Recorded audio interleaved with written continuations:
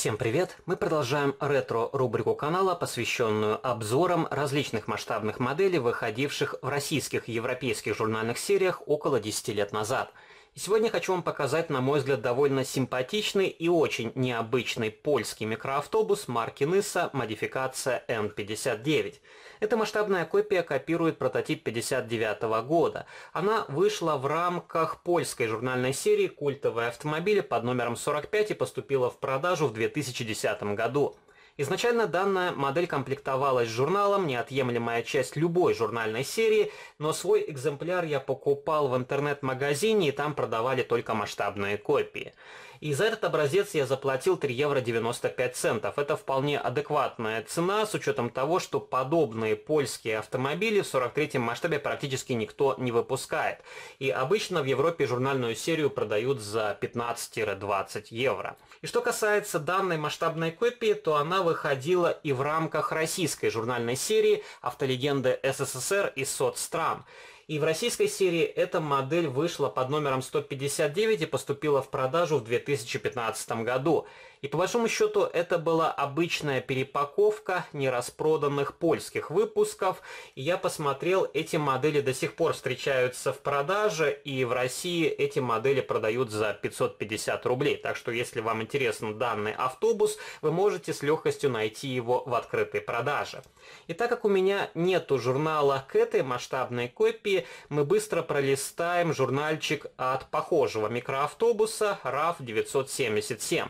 Я тоже приготовил вам эту модель для сравнения, и можно будет посмотреть, чем друг от друга микроавтобусы отличаются в плане дизайна, с технической точки зрения, и также вы в комментариях можете написать, какой автобус вам визуально больше понравился. И давайте уберем масштабные копии, быстро пролистаем журнальчик, и тут на лицевой стороне есть фотография автобуса RAV 977, но такое ощущение, как будто здесь нарисован задний фон. Во всяком случае, на мой взгляд, фотография смотрится не очень реалистично. И также на первой страничке есть история создания данных микроавтобусов, фотография опытного RAV10 фестиваль, и такая масштабная копия у меня в коллекции тоже есть в виде корпуса, сделанного методом гальванотехники. И эта модель от Vector Models, я в свое время купил довольно много скорлупок, просто как часть истории. Если у вас будет интерес, я продолжу демонстрировать свои корпуса, и тоже вы можете посмотреть, как в начале 90-х годов вручную делали масштабные копии. Другие фотографии, различные модификации, опытные образцы, что происходило в стране в то время. И как раз дальние родственники Nysa, только модификация N61, немножко модернизированная, но визуально она не сильно отличается от героя сегодняшнего видеоролика. И также есть французский микроавтобус Renault Estafette. И такая модель у меня в коллекции, по-моему, от производителя Vitesse. Машина довольно старая, первой половины 90-х годов, и мой микроавтобус в темно-коричневом цвете. Также есть плакат, который при желании можно повесить на стену. Другие ракурсы, фотография панели приборов, автомобиль вид снизу и техническая информация с схематическим чертежом и другие модификации графиков.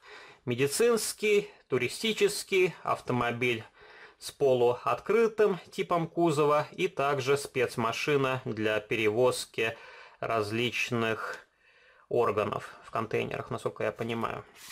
И анонс на то время ГАЗ-2410 «Волга».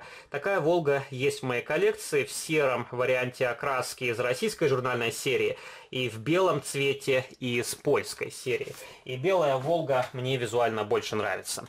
И давайте вернемся к обзору нашего микроавтобуса. И модель поставляется в стандартной упаковке, прозрачный блистер с серой подложкой. На нижней стороне коробочки есть название прототипа, также производитель, масштаб 1 к 43, есть значок East Models, который говорит нам о том, что эти модели сделаны на их формах, и импортер для Гостини, Польша. И эта модель довольно легкая. У нее интересный сплав металла.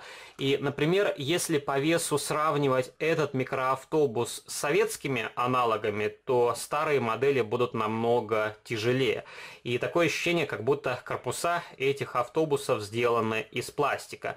И интересно будет понаблюдать, что с этими масштабными копиями станет по истечении 5-10 лет. Как многие из вас знают, на некоторых моделях начинаются вздутия на лакокрасочном покрытии, покрышки плавят колесные диски, и некоторые модели рассыпаются. Вроде бы не цинковая чума, но очень хрупкий сплав, из которого делаются корпуса для данных масштабных копий. И на удивление, эта модель аккуратно собрана и вполне хорошо окрашена. Двухцветный корпус, довольно четкая граница разделения цветов. Правда, в одном месте есть небольшой непрокрас, но он не сильно бросается в глаза, только при детальном рассмотрении. Также у этого автобуса хромированные бампера, есть декоративный элемент на задней дверце, который служит также подсветкой номера. И эта деталь очень похожа на элемент, взятый с автомобиля Победа. Могу ошибаться, но что-то мне подсказывает, это точно такая же деталь. Задние фонари вполне хорошо смотрятся. Нижние красного цвета, верхние сделаны в оранжевом цвете.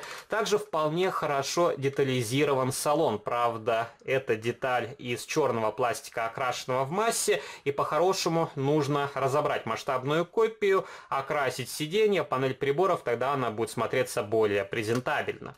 Дверные ручки просто обозначили серебристой краской, как и поворотники на передних крыльях. Вполне хорошо смотрятся стеклоочистители, они довольно тонкие, несмотря на то, что сделаны из пластика, и эти детали тоже в хроме.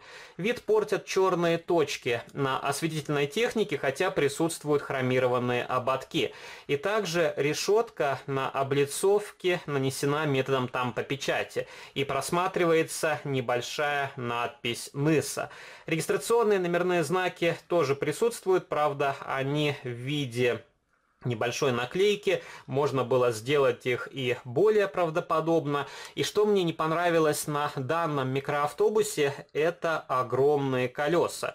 По идее, на этой масштабной копии диски должны быть от Варшавы, но здесь колесный диск где-то 18 дюймов, и, конечно, он значительно ухудшает восприятие от этой вполне симпатичной масштабной копии. И покажу вам модель Варшавы, и примерно вот так должны выглядеть колесики. И у меня пока что нету запасных дисков для этого микроавтобуса, поэтому он останется на родных колесах. Вполне хорошо проработана нижняя часть, отдельный задний мост, также передняя балка. Если вы присмотритесь, снизу присутствуют небольшие пружинки. И детализация нижней части, на мой взгляд, намного лучше, чем на российских аналогах. И можно окрасить выхлопную трубу, также нижнюю часть двигателя, и получится вполне хорошее изделие. И также тут присутствует крепежный винт спереди, а сзади, скорее всего, модель держит плашка под номерной знак. Ну, вот такой симпатичный автобус. И давайте покажу вам RAV 977, который сделан на схожих агрегатах. И RAV чуть-чуть длиннее, как раз вы можете посмотреть, но у RAV уже корпус, и он немножко ниже. И на RAV я уже поставил другие колесики. Изначально на этой модели тоже были огромные колесные диски. И данные колеса я взял с одной 21-й Волги. Брал несколько моделей как доноров запчастей. И, как вы можете видеть, запчасти пригодились. И сложно сказать, были ли такие микроавтобусы в Советском Союзе. У нас я точно не помню, чтобы такие машины передвигались. И мне запомнились более современные микроавтобусы. Тоже модель из польской журнальной серии. И такой микроавтобус также выходил и в рамках российской серии «Автолегенда СССР» и соцстран. И как раз, если есть желание, можно собрать довольно приличную коллекцию польских автомобилей. И вот именно в польской журнальной серии «Культовые машины» довольно обширное собрание их отечественного автотранспорта. Есть как Полонез, так и польские Фиаты, Ниса и другие автомобили. Например, могу вам показать еще Жучок. На эту модель я тоже в свое время делал детальный видеообзор. И еще раз повторюсь, если вы поклонник различной интересной, необычной техники, то журнальная серия в этом плане сильно выручает, потому что никакой серьезный производитель не возьмется за выпуск таких необычных автомобилей. И пишите ваши комментарии, какие из показанных моделей есть в ваших коллекциях, как вы оцениваете их качество сборки. Не забывайте поддержать видеоролик лайком, вступайте в мои группы в социальных сетях, ВКонтакте и Фейсбуке, жмите на колокольчик и также подписывайтесь на мой второй канал, там тоже выкладываются разнообразные видеоролики на масштабные копии из моей коллекции. А на сегодня это все. До новых встреч. Пока.